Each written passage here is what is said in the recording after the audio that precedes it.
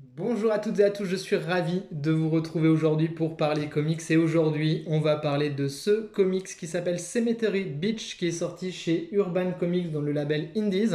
C'est un petit bébé comme ça de 140 pages environ. C'est par Warren Ellis, le papa de Transmet, et Jason Howard au dessin. Ils ont déjà bossé ensemble tous les deux. Je vous montre un petit peu la taille du bébé, je vous montre la cover.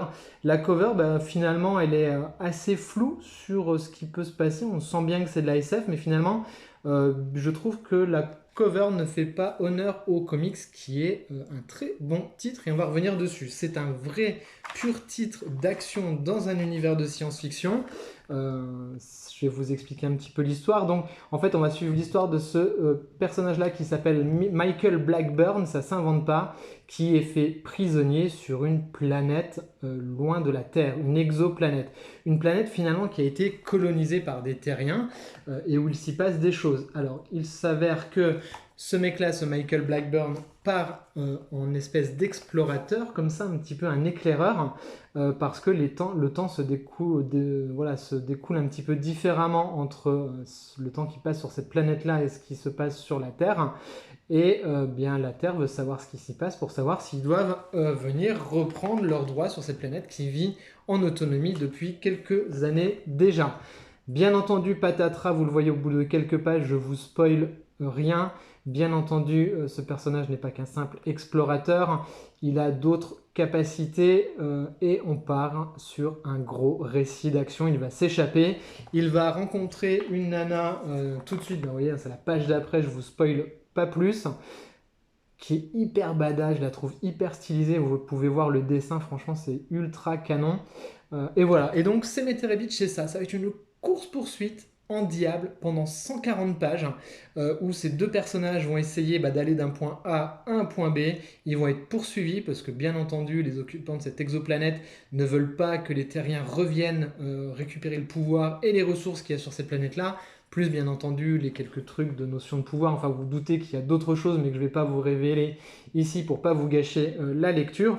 Et ça part comme ça à 200 à l'heure tout le long. Vous êtes scotché à votre récit. Vous voyez, hein, les cases, elles sont ultra dynamiques, c'est ultra bien dessiné. On est vraiment avec Cemetery Beach à la croisée de titres comme New York 97 qui aurait rencontré Speed, quoi, en mode bam, ça déglingue tout le long, il y a du vaisseau, il y a de l'explosion. Mais ce qui est super intéressant, c'est que le contexte de science-fiction est bien écrit. C'est-à-dire qu'on a un lore qui est intéressant. Alors il est pas développé et ça c'est peut-être le reproche qu'on peut faire aux comics. C'est-à-dire que c'est super intéressant, le pitch est vraiment cool avec voilà, les jeux de pouvoir, les jeux de manipulation qu'il pourrait y avoir, les choses sur la techno, tout ça de science-fiction, elle est vachement bien, mais c'est pas développé. Ça sert juste de toile de fond à cette intrigue. C'est un peu comme si vous alliez suivre une grosse série télé d'action ou un gros film d'action et vous êtes embarqué comme ça pour du pur comics popcorn et vous allez vous éclater. Vous voyez, hein, je vous spoil pas grand chose, c'est la cover qui est reprise de là. Mais du coup, autant dans le comics quand ça arrive ça marche bien, autant voilà, pour vendre le titre, je pense qu'on aurait pu peut-être choisir autre chose. Voilà, je vous montre encore quelques pages, désolé, quelques pages pour vous montrer un petit peu de quoi il en retourne en termes de dessin et en termes, vous voyez, de narration visuelle sur des scènes d'action, comment ça bouge, comment c'est dessiné. Enfin, franchement, ça marche super bien.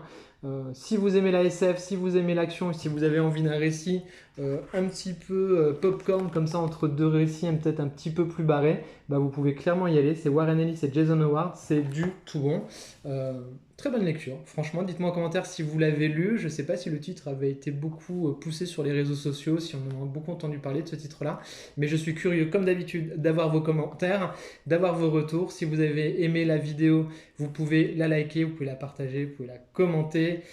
Et je tiens à vous remercier tout spécialement pour le succès que vous avez fait sur la vidéo pour les Tortues Ninja à l'heure où j'enregistre celle-ci. On est presque aux 1000 vues en 4-5 jours, c'est un truc de fou.